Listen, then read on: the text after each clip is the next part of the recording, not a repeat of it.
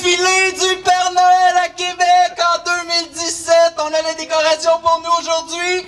Et on a le Père Noël Couillard cette année qui vient nous visiter. Père Noël Couillard, viens-t'en avec nous!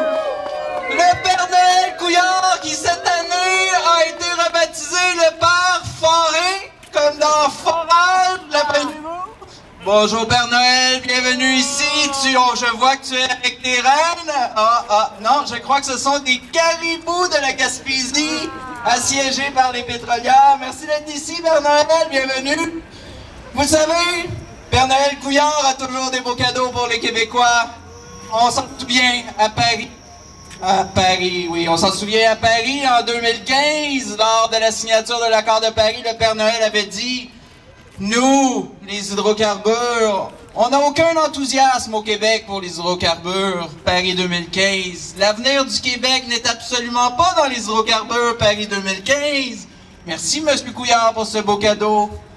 Mais, suite à ça, M. Couillard a décidé de faire un virage à 180 degrés. Père Noël Couillard a dit, eh bien, il y a un an, l'année passée, son cadeau, c'était le cadeau de la loi sur les hydrocarbures au Québec, qui permettait l'expropriation, entre autres, et qui le permet toujours, qui ouvre le territoire aux Québécois, le territoire des Québécois.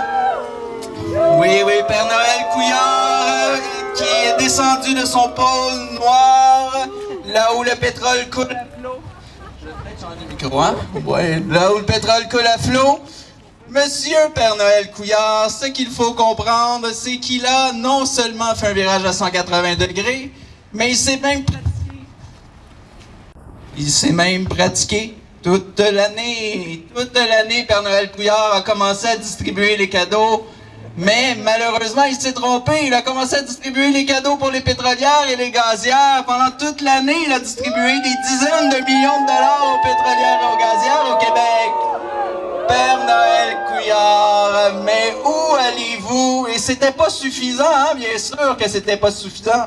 Monsieur Père Noël Couillard a décidé également d'adopter ou de proposer des projets de règlement sur les hydrocarbures au Québec, malgré que la population ne veut pas de la fracturation. Père Noël Couillard, qu'est-ce qu'il a offert? La fracturation sur un plateau d'argent pour les Québécois et les Québécoises. Vous faire fracturer sous vos villages. Vous voulez pas ça, vous, pour Noël? Non seulement Père Noël Couillard a décidé d'offrir comme ça la fracturation, mais vous savez, l'austérité, c'est terminé. L'austérité est terminée. Père Noël Couillard en rajoute de ses beaux cadeaux, des forages à 150 mètres, des maisons. En voulez-vous au Québec? Des forages dans les plans d'eau, en voulez-vous au Québec? La fracturation hydraulique dans la cour arrière de votre maison, en voulez-vous au Québec? Eh bien, je pense qu'il va falloir le répéter à Père Noël Couillard, parce que M. Couillard a décidé de prendre le parti des pétrolières et des gazières, et a encore une fois aujourd'hui dit qu'il allait adopter ses projets de règlement sur les hydrocarbures. Quel beau cadeau pour 2017! Ne vous emportez pas, l'austérité est terminée. Il y aura des jobs au Québec. Il y aura des jobs, les dizaines de millions de dollars qui ont été donnés aux pétrolières et aux gazières sur Anticosti vont pouvoir être utilisés pour créer des jobs pour les Albertains qui vont venir forer en Gaspésie. Ça vous intéresse pas, un beau cadeau comme ça? Ben voyons, il va y avoir aussi des jobs pour les Québécois, spécialité déversement, nettoyage de déversement, décontamination d'eau potable, qualité de l'air, est-ce que ça vous intéresse? Vous êtes difficile. Père Noël Couillard, il semble cette année que vous êtes pas très populaire. Eh bien, vous êtes tellement pas populaire qu'il y a 30 000 personnes au Québec qui ont déposé aujourd'hui, qui vont déposer aujourd'hui une pétition à l'Assemblée nationale pour dire non au forage. Dites-le. Est-ce que vous voulez des forages au Québec? Non! Est-ce que vous voulez la fracturation au Québec? Non! Est-ce que vous voulez des forages dans les plans d'eau, des forages sur le bord des écoles, des forages sur le bord des hôpitaux? Alors, aujourd'hui, on a des groupes environnementaux, des groupes citoyens qui sont venus à l'Assemblée nationale pour déposer cette pétition. 32 000 noms ou presque aujourd'hui, en même pas un mois et demi. Des gens qui disent au Québec ce qu'on veut, c'est une sortie du pétrole et du gaz. C'est une transition vers les énergies renouvelables. C'est des investissements dans les solutions. C'est la protection de l'eau potable. Ce n'est pas le genre de cadeau que M. Couillard, malheureusement, est en train de nous offrir au Québec. Et c'est certain qu'on va tenir notre bout. Vous avez ici présent une panoplie d'intervenants qui vont venir vous expliquer à quel point ces projets de règlement sont insensés, à quel point la mobilisation au Québec, il va falloir continuer de l'accélérer, de l'augmenter, parce que le gouvernement, pour l'instant, a choisi son camp clairement. C'est le camp des pétrolières, le camp des gazières. Il a tourné le dos, il tourne encore le dos aux Québécois et il veut nous parler, semble-t-il, nous offrir de l'argent. Père Noël Couillard, merci de cet bel argent, mais je ne peux pas accepter l'argent sale.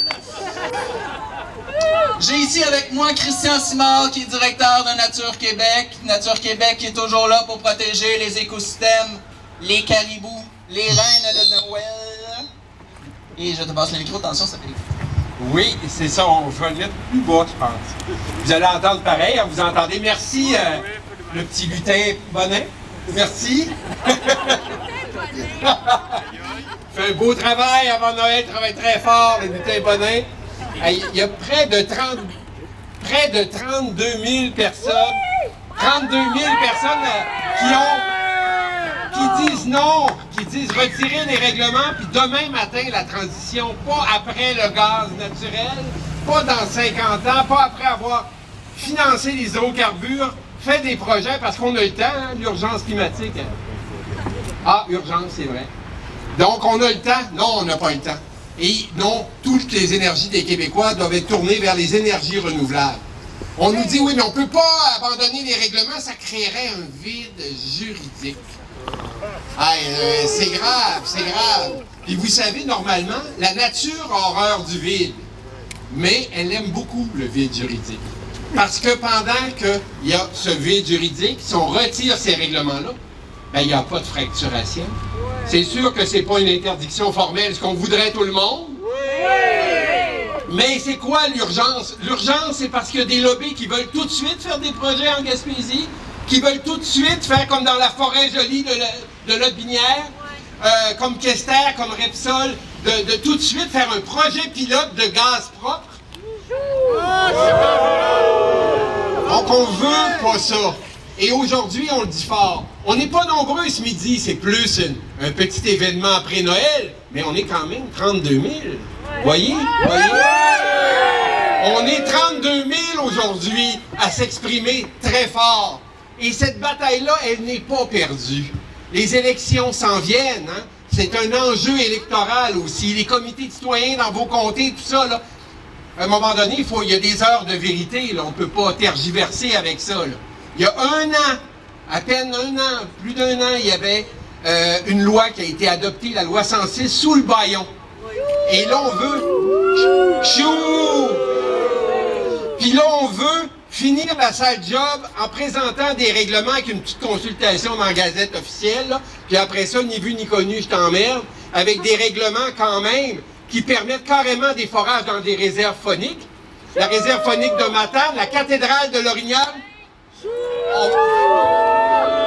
On peut faire ça à 150 mètres d'une maison, à 300 mètres d'un périmètre urbain. On peut le faire directement dans des rivières, directement dans le lac Saint-Jean. Non, mais la vie est belle, hein? Et après ça, ce qui est bien, c'est quand on a adopté, naturellement, le bien est terriblement ironique, ce qui est vraiment mal, c'est qu'une fois que ces règlements vont être adoptés, la discrétion des ministres pour dire non, écoutez, là, vous avez des règlements, vous pouvez être poursuivis si vous ne nous accordez pas nos permis de fracturation, nos permis d'exploration. Ah, on ne l'avait pas vu venir! On est contre la fracturation au gouvernement du Québec, mais on ne veut pas le dire dans les textes de loi. On n'est pas prêt à mettre ça juridiquement. D'un coup, on l'arrêterait vraiment. Hein? Ce qui est quand même épouvantable. Donc, la fracturation, ce ne serait pas nouveau que c'est interdit. C'est interdit en France, c'est interdit au Vermont, c'est interdit dans plusieurs législations.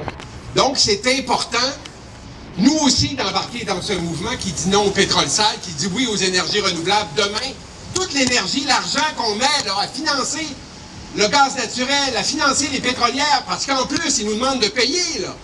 Ben, qu'on pourrait le mettre dans les énergies renouvelables, dans l'efficacité énergétique, dans la conservation. Donc, merci, merci, merci. Et maintenant, Anne-Céline, c'est le tour de qui? Ah, Patrick va faire la job. J'ai passé le lutin. Merci, Christian. Christian en a parlé de toutes ces juridictions sur la planète qui ont banni, interdit les gaz de schiste, le pétrole de schiste, entre autres, parce qu'ils ont interdit la facturation. Vous le savez, au Québec, on s'est mobilisé, ça fait plus de 5 ans qu'on s'est mobilisé et qu'il faut continuer à se mobiliser contre les gaz de schiste, contre le pétrole de schiste, plus de 5 ans, 7 ans en effet. Et on a ici la représentante du regroupement de vigilance Hydrocarbures Québec, vous la connaissez, la coordonnatrice Carole Dupuis, qui va vous expliquer comment qu'on va faire pour continuer à bloquer les pétrolières et les gazières au Québec. Merci, Patrick. Merci. Je veux exprimer mon admiration pour les 32 500 personnes qui ne se sont pas laissées berner par les efforts de communication absolument invraisemblables que ce gouvernement a déployés pour mêler les cartes, pour mélanger tout le monde. C'est vraiment exceptionnel la façon dont ce dossier-là est communiqué. On fragmente l'information, on banalise les projets. Ah, il n'y a pas une épidémie de projets, ça grouille partout, ça grenouille partout, les opérations boursières et tout. Qu'est-ce qu'on nous dit encore? On nous dit qu'on est alarmiste, alors que ces projets-là sont absolument ahurissants, d'irresponsabilité. On nous dit, on mélange les cartes, on utilise toutes sortes de termes. Il y a la fracturation hydraulique, puis il y a la fracturation chimique aussi, il y a la stimulation chimique des puits, il y a la complétion. Puis là, il y a une autre affaire, j'ai oublié le nom, il paraît que c'est comme c'est pas tellement comme des forages qui vont percer comme ça, mais c'est comme des vers de terre qui glisseraient, parce qu'il y a des pierres qui se permettent moins. Donc, tombons pas dans le piège. Ce qu'on refuse, c'est pas la fracturation hydraulique. Ce qu'on refuse, c'est les forages. Ce qu'on refuse, c'est cette industrie-là. Et les citoyens l'ont compris. Vous savez que c'est difficile de faire signer des pétitions maintenant, parce qu'il y en a beaucoup de pétitions, il y en a beaucoup de motifs. 32 500 personnes en 6 semaines, c'est exceptionnel. On n'est pas nombreux de ça, parce qu'au fond de ça, c'est ça que les gens ont compris, je pense, c'est qu'on n'a jamais donné notre consentement. La population du Québec n'a jamais donné son consentement. Rire de nous en parlant d'acceptabilité sociale alors qu'on n'a jamais consenti un projet, ça n'a aucun sens, jamais. Alors voilà, les citoyens ne laisseront pas passer cette industrie, quels que soient les plans du gouvernement. C'est un état de fait, c'est une décision de nombreux citoyens. On ne peut pas laisser violer notre environnement comme ça et on ne le laissera pas faire. Merci. Merci, Carole, toujours inspirante. Et ces citoyens, citoyennes, ils sont et elles sont partout au Québec. Vous le savez, la Gaspésie est actuellement assiégée, a besoin de notre support. Pensez également à la vallée du Saint-Laurent qui est déjà menacée. On le sait, à Lotbinière, les gens se sont mobilisés encore plus fortement récemment. Mais ces 32 000 noms, c'est pas juste les endroits qu'on pense directement, c'est partout au travers du Québec qu'on a des gens qui ont signé ces pétitions-là. On a aujourd'hui Philippe Dumont de Boréalisation qui est maintenant à Chicoutimi et qui va vous amener cette réalité aussi des régions, cette réalité pour faire comprendre à M. Couillard et à son gouvernement